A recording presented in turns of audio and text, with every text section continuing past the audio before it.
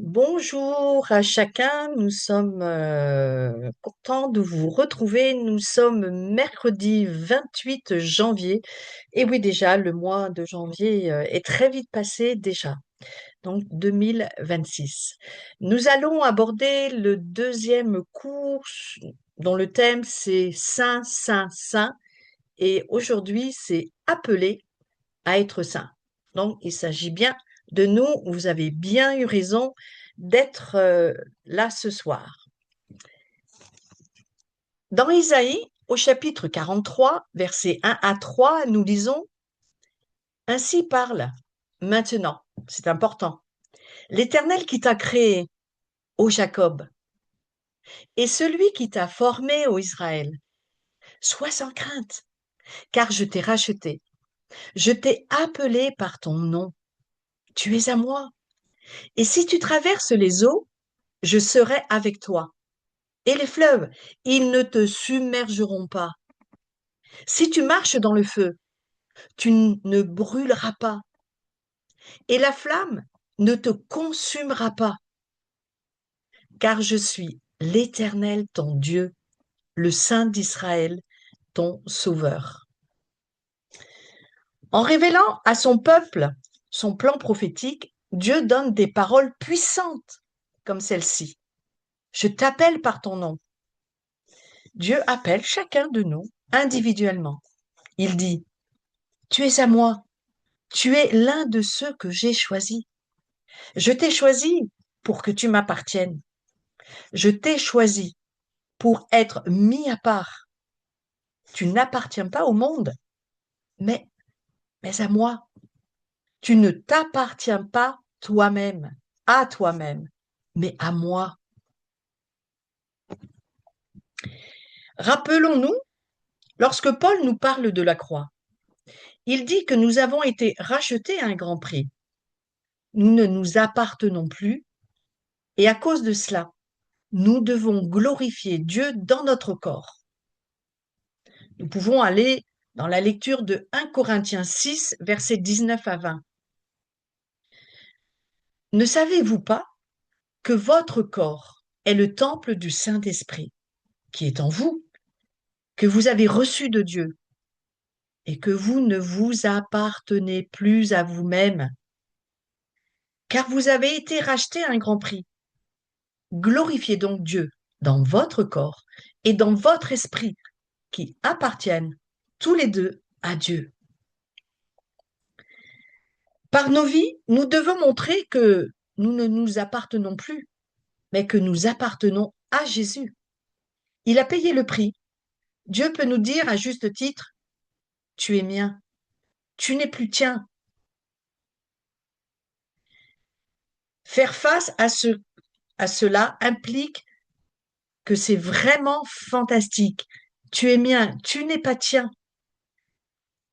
Et oui, faire face à ce que cela implique est vraiment fantastique, car nous dépendons totalement de lui. Car à travers cela, nous reconnaissons que notre temps n'est pas à nous, notre corps n'est pas à nous, notre argent aussi n'est pas à nous, nos biens également ne sont pas à nous. Dans un sens bien réel, en fait, si on comprend bien, tout est au Seigneur. La terre lui appartient, et par là, tout ce qu'elle contient. Cela nous montre quelque chose d'essentiel de la nature de Dieu. Il est saint. Tout ce qui lui appartient doit lui appartenir complètement, pas à demi, partiellement, totalement, complètement, entièrement. Et il ne peut pas y avoir de compromis avec Dieu.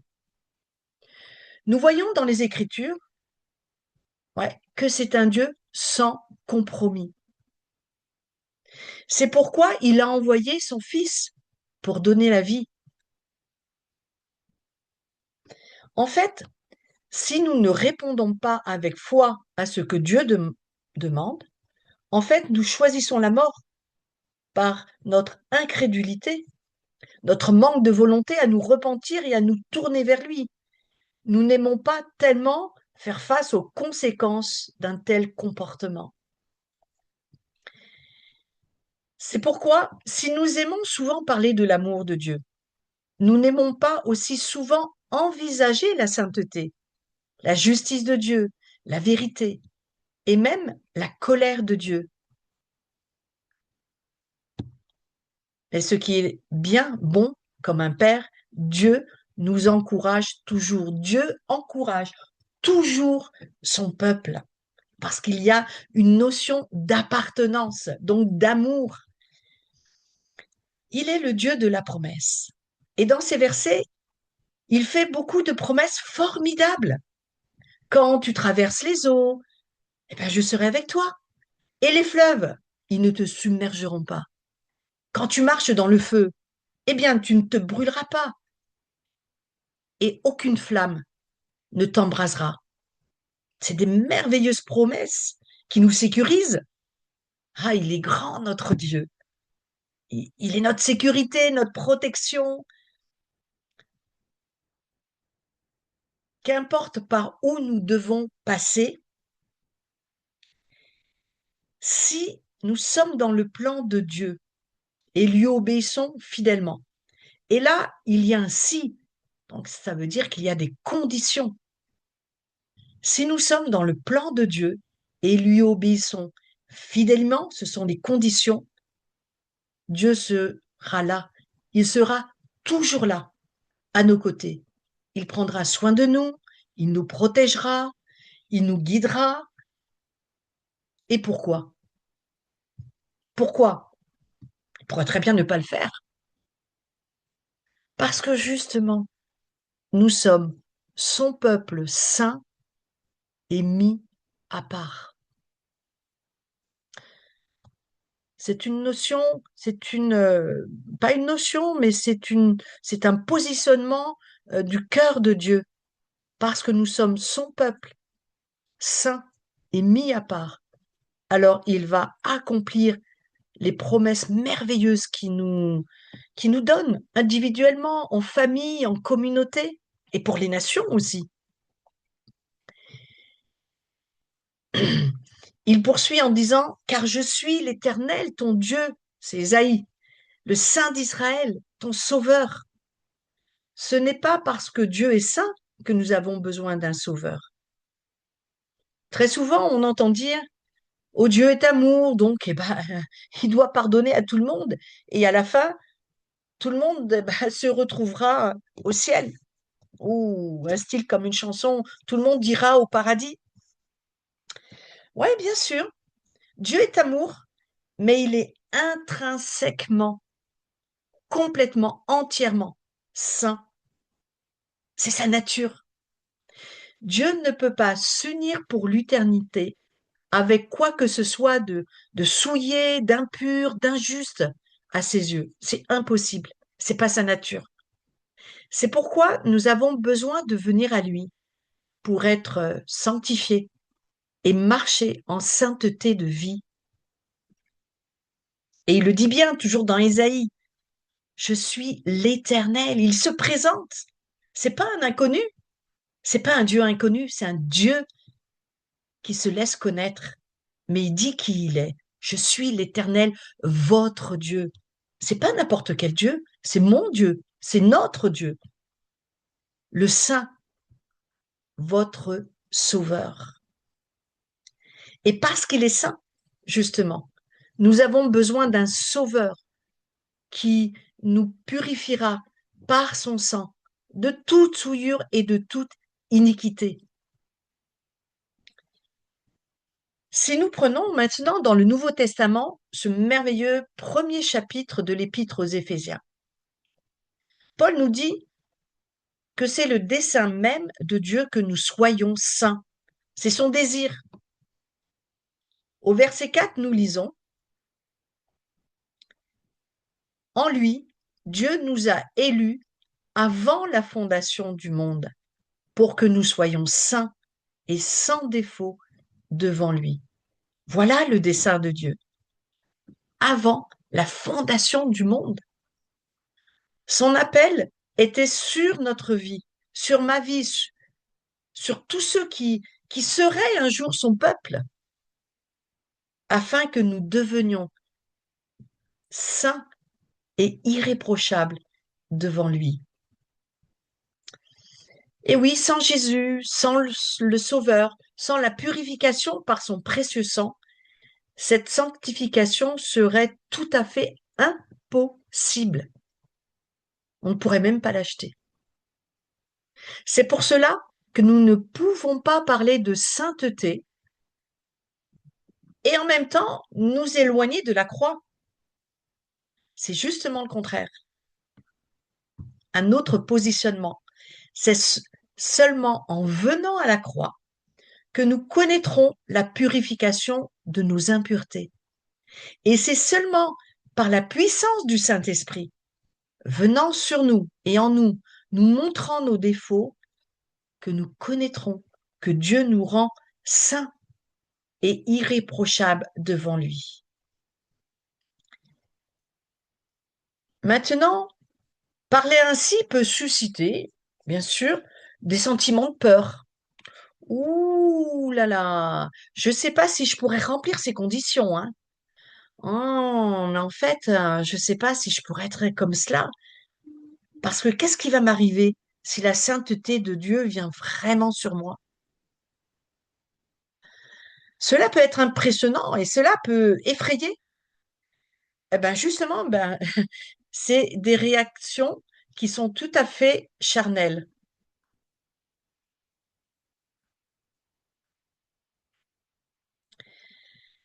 Nos doutes, nos peurs, nos péchés, nous, nous avons des réactions tout à fait humaines, normales. Mais parfois, ça peut être attisé par l'ennemi de Dieu. Et nous savons que Satan est un esprit impur. Et lui, son dessein, c'est qu'on n'arrive surtout pas à être saint, à entrer dans cette vie de sainteté. C'est Satan qui sème justement en nous la crainte, la peur dans le cœur des enfants de Dieu. Et les Écritures nous enseignent justement, pour combattre justement ce que le diable veut nous imposer. La Bible nous enseigne que l'amour parfait de Dieu bannit la crainte. Et ça, nous le trouvons dans 1 Jean 4, verset 18.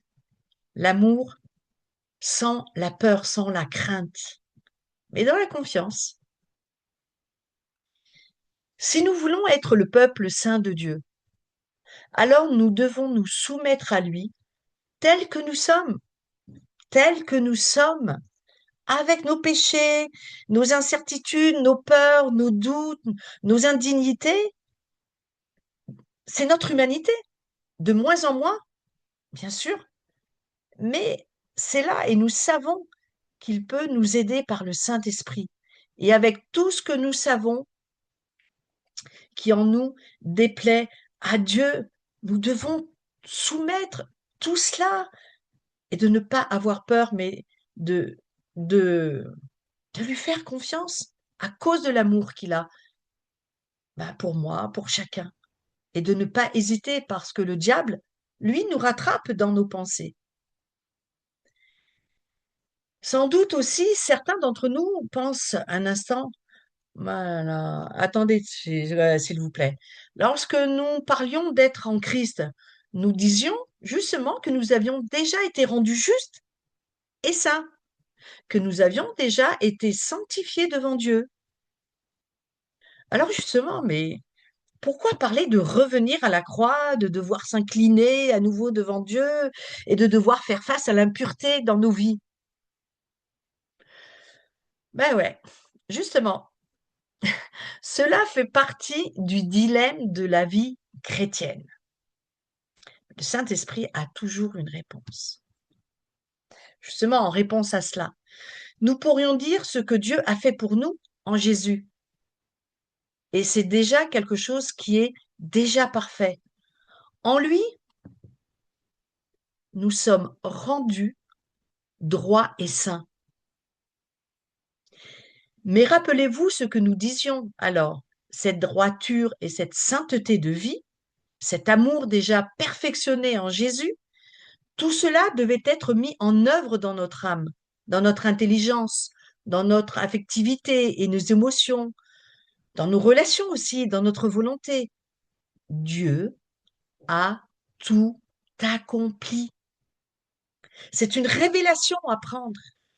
Il est parfait, il a mis en nous ce qui était parfait. Il a tout accompli. C'est achevé au ciel. C'est tout le prix de Jésus à la croix pour notre sanctification. Nous avons toutes sortes de bénédictions dans les lieux célestes, mais Dieu doit le rendre réel pour nous, ici, sur terre, dans nos âmes et nos vies, jour après jour, et pour montrer justement aux autres, ben c'est vrai, Dieu il est vrai, Dieu a un message, Dieu a une réponse dans tout ce que nous vivons, dans tout ce que les nations vivent. Nous pouvons penser à l'Iran en ce moment. Il y a des choses vraies que Dieu a pour chacun de nous, chaque nation, et que nous devons déclarer pour que ça arrive des cieux sur la terre.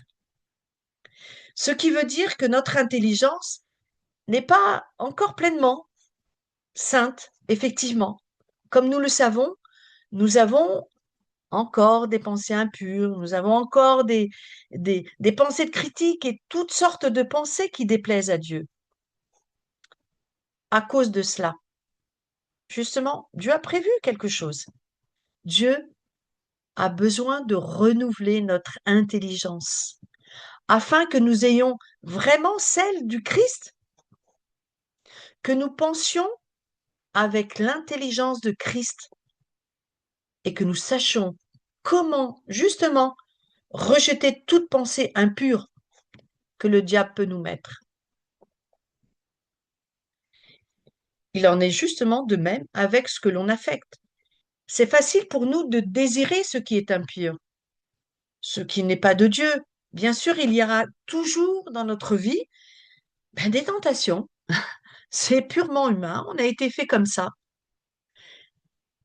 Mais nous péchons lorsque volontairement nous acceptons cette tentation et y succombons. Non seulement lorsque nous y succombons, mais lorsque nous voulons y succomber. C'est bien plus fin que cela. À cause de cela, Dieu devrait toucher avec sa sainteté nos émotions, nos affections, nos sentiments, de sorte que nous commencions de plus en plus à ressentir comment Dieu ressent, à penser comme Dieu pense, à se réajuster à la pensée de Christ et à la pensée du Père. Voilà les solutions de Dieu en face de tout ce qui est impur et de tout ce que le diable veut nous donner comme dessein. Eh bien, nous disons non, nous acceptons le dessein de Dieu. Très souvent, nous voyons ces sentiments naturels nous arracher à une vie de foi et nous rendre désespérés et déprimés. C'est vrai, des fois, nous sommes perdus dans nos pensées. On ne sait pas quelle serait la sortie qui pourrait nous aider. Dieu veut que nos sentiments soient sains, afin que de plus en plus, nous ressentions et voyions les situations comme il les voit. Vous vous rappelez tout à l'heure de ressentir comme lui ressent les choses, de les penser comme lui les pense. Et là, c'est de les voir selon sa perspective de Dieu qui est saint. Dieu veut que notre propre volonté se mette sous la souveraineté de son Saint-Esprit, afin justement que nous désirions par-dessus tout ce qu'on peut vivre de difficile, par-dessus tout sa volonté qui est bonne, agréable et parfaite pour nous.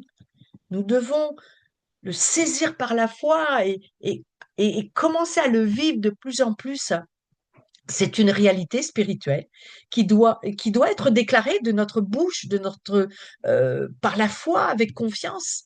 Et les choses arrivent parce que Dieu, les promesses de Dieu s'accomplissent toujours en son temps, au moment où il le faut.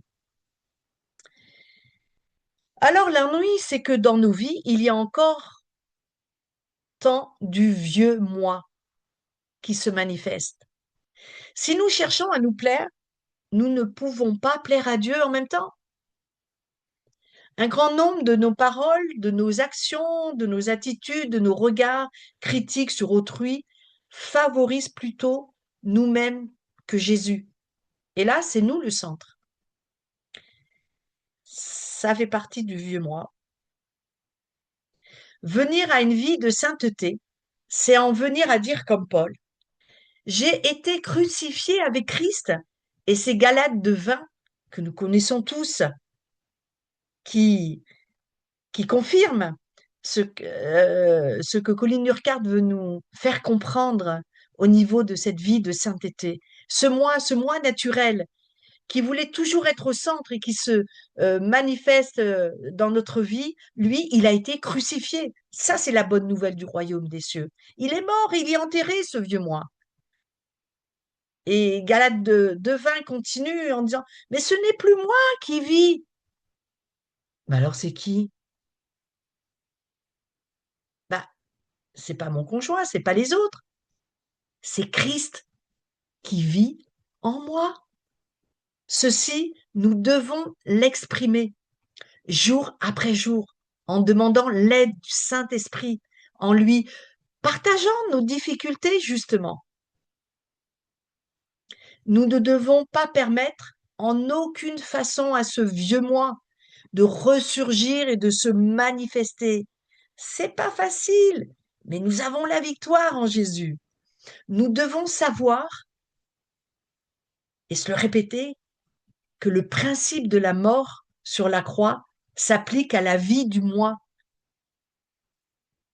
afin que la sainteté de Dieu puisse être vue en nous. C'est tout un programme, c'est tout un abandon, c'est toute une révélation à rechercher et à désirer dans notre cœur. Maintenant, nous allons voir comment cela est possible, ou tout au moins nous allons commencer à le faire. Mais avant, je voudrais vous dire quelques paroles d'une façon solennelle, car si nos pensées sont centrées sur nous-mêmes seulement, nous ne pourrons pas voir quel est le vrai but de Dieu en voulant que nous soyons saints. Premièrement, nous devons réaliser que Dieu a besoin de faire cette œuvre en nous à cause de lui-même. Parce qu'il est saint, nous devons être saints. Il nous a choisis pour être devant lui, saints et irréprochables.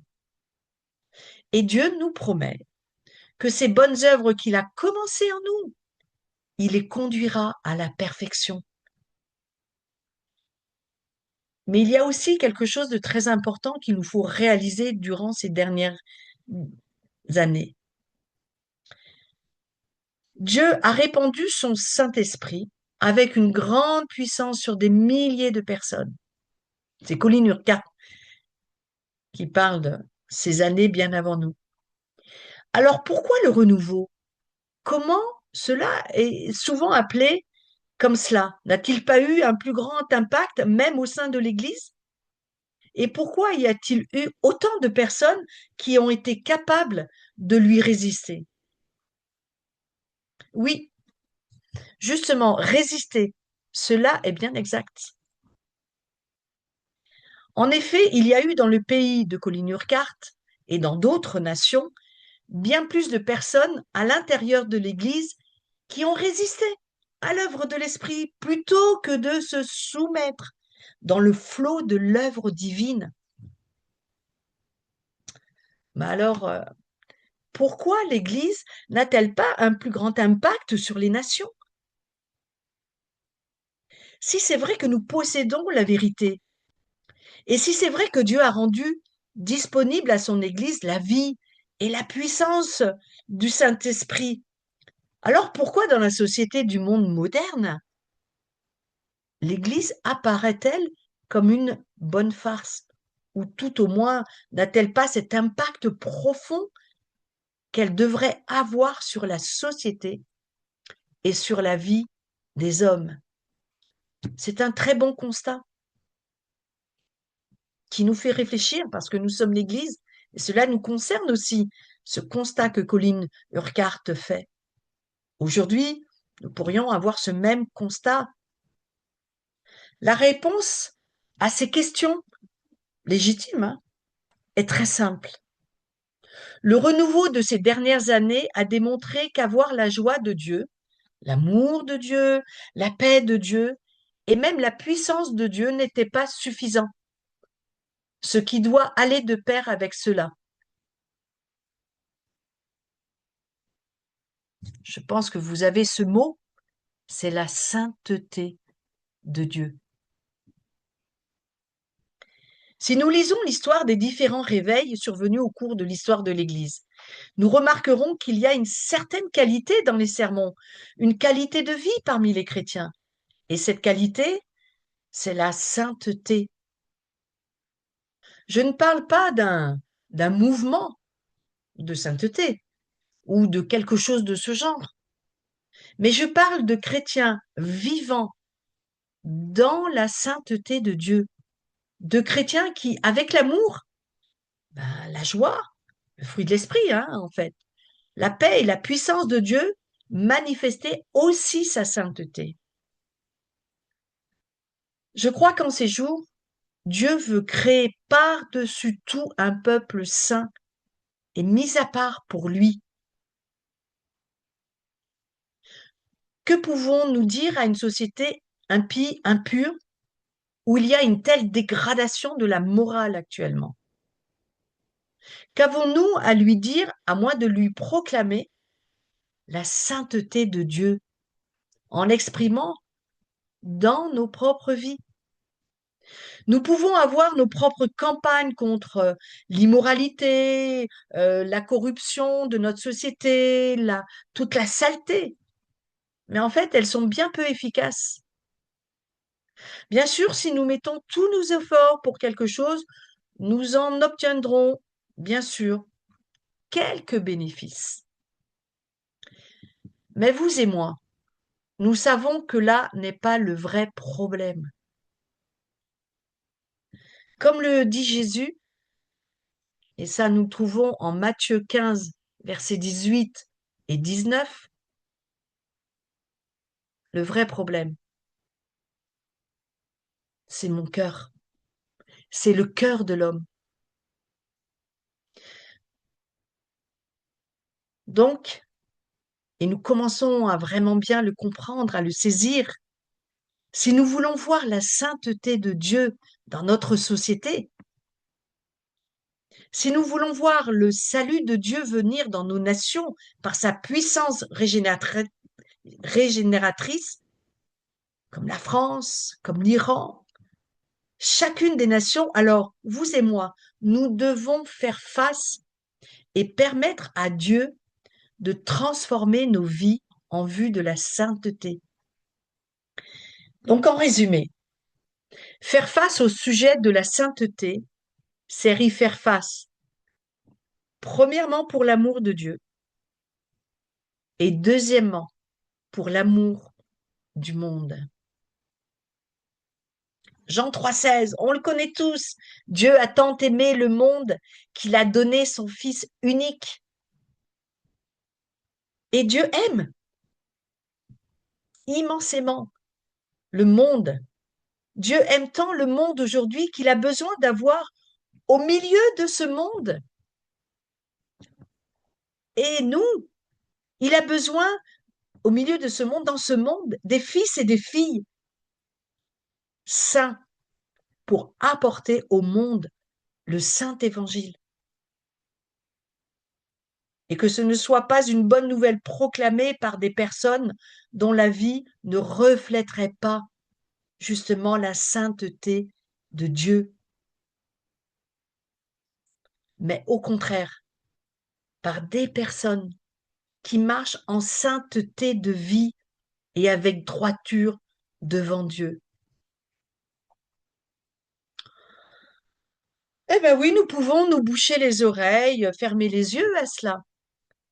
Mais si nous agissons ainsi, je vous le dis carrément, nous blesserons Dieu. En disant cela, je suis sans équivoque. En aucune façon, nous ne pouvons essayer de changer la volonté et le dessein de Dieu, car nous ne pouvons pas à la fois plaire à Dieu et faire des compromis avec lui. C'est impossible. Tous, nous pourrions dire que nous avons bien souvent fait des compromis avec Dieu, évidemment. Et maintenant, Dieu nous dit, et c'est une parole d'autorité qui est donnée encore ce soir, dans le maintenant de Dieu pour chacune de nos vies, les compromis prennent fin maintenant, ici. Nous devons nous engager sur cela. Dans Hébreux 10, chapitre 10, verset 10, nous lisons: Dieu, par sa volonté, nous a rendus saints, et qu'en vertu de cette volonté, nous sommes sanctifiés par l'offrande du corps de Jésus-Christ.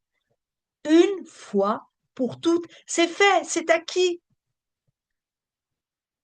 Nous sommes sanctifiés, rendus saints par son sang, par la croix, pas par nos doctrines. Voilà ce qu'il a accompli.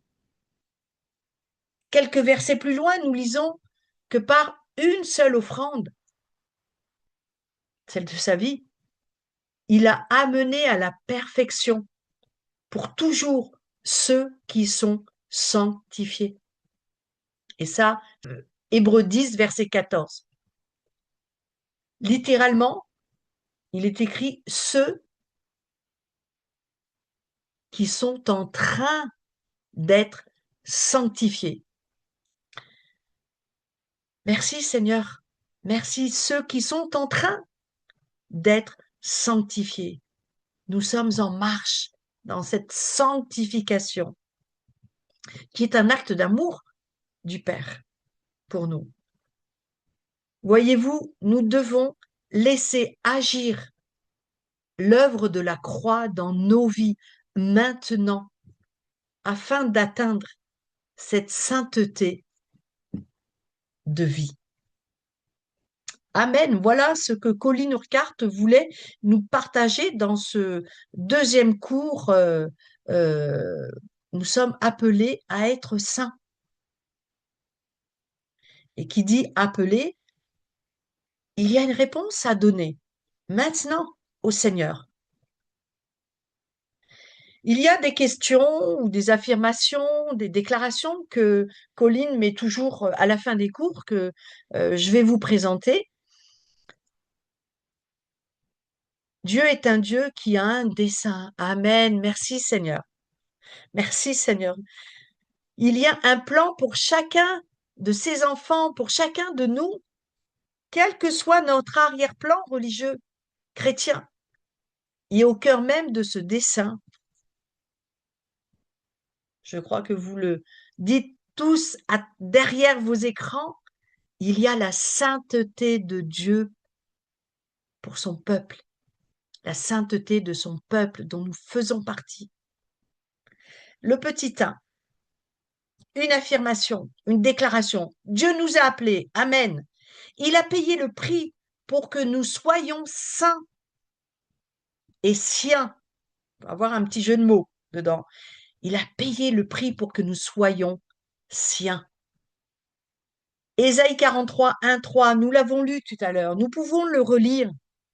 Ainsi parle maintenant l'Éternel, qui t'a créé, ô Jacob, celui qui t'a formé, ô Israël.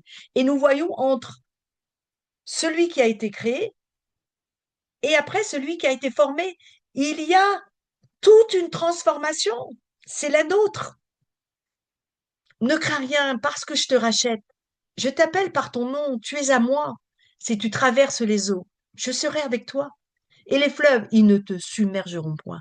Si tu marches dans le feu, tu ne te brûleras pas. La flamme ne t'embrasera pas, car je suis l'Éternel, ton Dieu, le Saint d'Israël, ton Sauveur. Je donne l'Égypte pour ta rançon et l'Éthiopie et Saba à ta place. Un autre passage, toujours sur ce dessein, cette sainteté, pour que l'on appartienne au Seigneur. 1 Corinthiens 6, versets 10, 19 à 20. Ne savez-vous pas que votre corps est le temple du Saint-Esprit qui est en vous et que vous avez reçu de Dieu et que vous ne vous appartenez plus à vous-même, car vous avez été racheté à un grand prix. Glorifiez donc Dieu dans votre corps.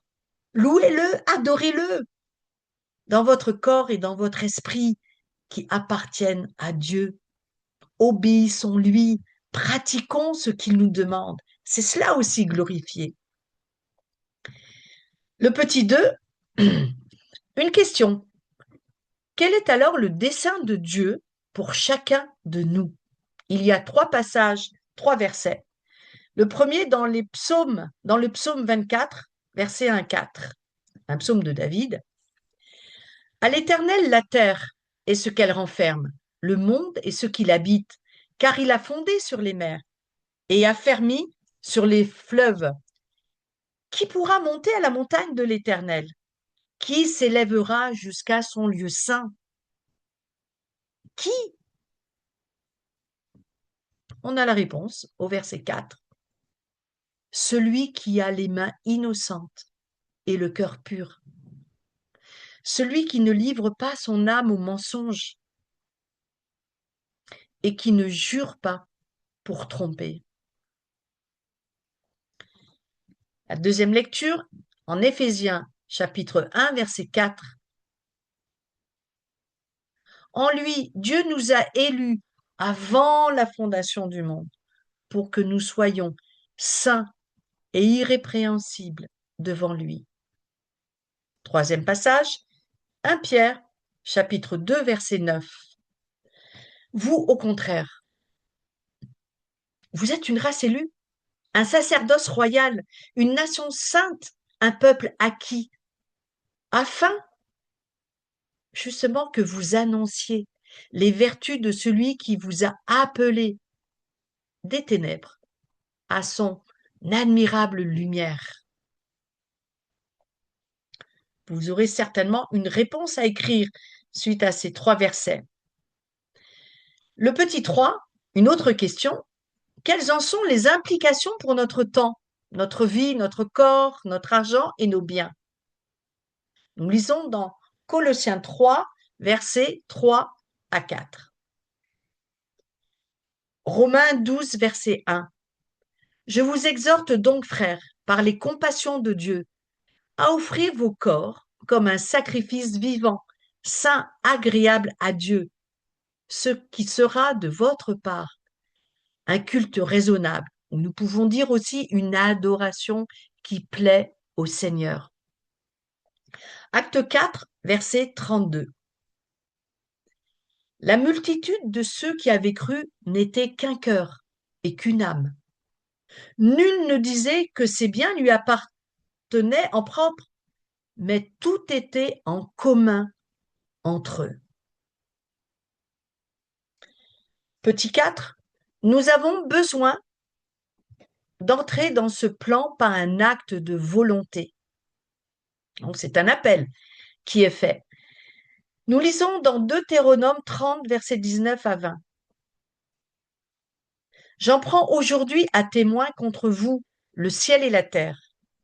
J'ai mis devant toi la vie et la mort, la bénédiction et la malédiction. Choisis la vie, afin que tu vives, toi et ta postérité, pour aimer l'Éternel, ton Dieu, pour obéir à sa voix, pour t'attacher à lui. Car de cela dépendent ta vie et la prolongation de tes jours. Et c'est ainsi que tu pourras demeurer dans le pays que l'Éternel a juré de donner à tes pères, Abraham, Isaac et Jacob. Et c'est C'est une invitation aussi pour nous ce soir. Romains 12, 2. Ne vous conformez pas au siècle présent. C'est la suite de ce que nous avons lu tout à l'heure. Mais soyez transformés par le renouvellement de l'intelligence, afin que vous discerniez quelle est la volonté de Dieu, ce qui est bon, agréable et parfait.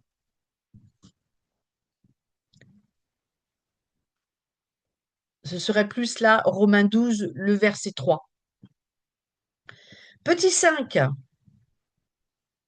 L'ennemi de nos âmes essaiera de mettre la peur dans nos cœurs, mais Dieu apporte son antidote parfait dans 1 Jean 4, verset 18.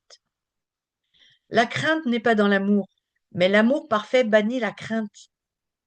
Car la crainte suppose un châtiment, et celui qui craint n'est pas parfait dans l'amour.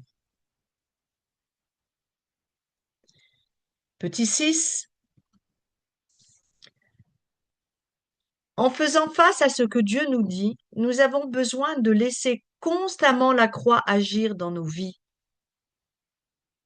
Dans Galates 2, 20 et 6, verset 14. Colline Urquhart redit souvent les versets, mais reprenons-les parce qu'ils sont importants. Il faut que que cette parole qui est sainte, qui doit nous transformer, doit nous toucher encore plus profondément. On connaît beaucoup de versets par cœur, des petits bouts, mais reprenons quand même ces versets à la maison et même maintenant, bien sûr. J'ai été crucifié avec Christ. Et si je vis, eh bien, ce n'est plus moi qui vis. C'est plus Anne-Laure, c'est plus Jean, c'est plus Inès, c'est plus Marie-Christine, Marie-Thérèse. C'est Christ qui vit en moi. Si je vis maintenant dans la chair, je vis dans la foi au Fils de Dieu qui m'a aimé et qui s'est livré lui-même pour moi. Et le chapitre 6, verset 14, pour ce qui me concerne, loin de moi la pensée de me glorifier d'autre chose que de la croix de notre Seigneur Jésus-Christ, par qui le monde est crucifié pour moi, comme je le suis pour le monde. Deuxième passage, Matthieu 16, versets 24 à 25. Alors Jésus dit à ses disciples, si quelqu'un veut venir après moi, qu'il renonce lui-même à lui-même, qu'il se charge de sa croix et qu'il me suive. Car celui qui voudra sauver sa vie, eh bien, il la perdra. Mais celui qui la perdra à cause de moi, la trouvera. La septième partie, Dieu demande des fils et des filles saints pour apporter son saint évangile au monde. Nous ne pouvons pas faire de compromis avec Dieu et lui plaire en même temps. C'est Dieu qui nous rend saints. Dieu désire que nous soyons en tout temps rendus saints. Hébreux 10, nous l'avons lu tout à l'heure, les versets 10 et verset 14. Il nous rend saints pour l'amour de Dieu et du monde. C'est un appel, c'est une mission. C'est être sanctifié en vue d'aller amener cette bonne nouvelle du royaume des cieux à ceux qui nous attendent, qui ne la connaissent pas ou qui ont refusé un jour d'entendre ce message. C'est en vertu de cette volonté que nous sommes sanctifiés par l'offrande du corps de Jésus-Christ, une fois pour toutes. Le verset 14, c'est par une seule offrande. Il a amené à la perfection pour tous ceux qui sont sanctifiés. C'est un peu aussi une autre version. Voilà, j'aimerais prier sur ce que nous avons pu entendre, que nous allons réécouter, réétudier à la maison. Seigneur, nous voulons te redire avec foi et amour que toute notre vie t'appartient, Seigneur. Et par l'œuvre du Saint-Esprit en nous, nous sommes en train de t'appartenir complètement, d'une manière concrète, visible, audible. Notre corps est le temple du Saint-Esprit. Aide-nous à en prendre soin, Seigneur, afin que tu te sentes bien en nous comme à la maison. En nous, aide-nous d'accepter de moins en moins les compromis, les peurs, les doutes, les craintes, tout ce qui nous souille, nous détourne de ta volonté, de tes promesses de vie et de sainteté. Saint-Esprit, convainc-nous de tout ce qui est impur, non sanctifié dans nos vies, et avec cela de revenir encore et de nouveau à cette croix, en te suppliant, Seigneur, du fond de notre cœur, ton pardon, et surtout que tu nous sanctifies, que tu nous transformes là où il y a encore besoin dans nos cœurs, dans nos attitudes, dans nos actions, nos pensées et nos paroles. Rends-nous encore plus sensibles à tout ce qui en nous te blesse dans ta sainteté, pour pouvoir marcher encore plus profondément et d'une manière encore plus libre dans cette maturité, que nous puissions marcher en sainteté plus grande devant toi. Nous décidons ce soir à nouveau, ou peut-être d'une première fois, de marcher avec persévérance et courage, avec obéissance dans tes projets, afin de t'avoir toujours à nos côtés et de vivre de tes bénédictions. Merci parce que tu as fait de nous ton peuple choisi et aimé, un peuple saint et mis à part, parce que nous nous soumettons à toi de plus en plus ou d'une manière nouvelle, parce que nous comprenons ce que tu attends de nous et parce que nous grandissons à ta ressemblance glorieuse. Nous décidons de vivre encore plus de ta sainteté afin d'obéir à ton commandement. Soyez saints parce que je suis saint. Que nous vivions maintenant dans la recherche de ta sainteté, ce qui éloignera tous nos ennemis. Que nous soyons de plus en plus conscients de notre sainte appartenance céleste. Nous ne vivons plus sur notre vieux moi lorsque nous sommes à toi, lorsque nous appartenons, Jésus, mais nous sommes une nouvelle création, un esprit vivant. Nous sommes d'en haut et c'est là notre origine éternelle et qu'elle trouve son accomplissement sur la terre à notre passage pour ta gloire et te faire connaître, toi, Dieu le Père, Dieu le Fils, Dieu le Saint-Esprit, celui que tu as envoyé pour toute l'humanité, pour notre consolation. Amen. Que sa gloire brille en nous, nous mette en feu, nous propulse dans la foi, dans les signes et les miracles transformateurs dans nos vies. Merci Seigneur pour tout ce temps qui est mis à part pour notre sanctification. Et merci parce que tu vas nous bénir dans ce que nous voulons entendre, voir, dire. Merci Seigneur pour qui tu es en nous. Voilà, ce cours se termine. Merci d'avoir pris ce temps et de le continuer dans la semaine qui vient. Merci à Bruno pour la technique. Voilà, merci à chacun.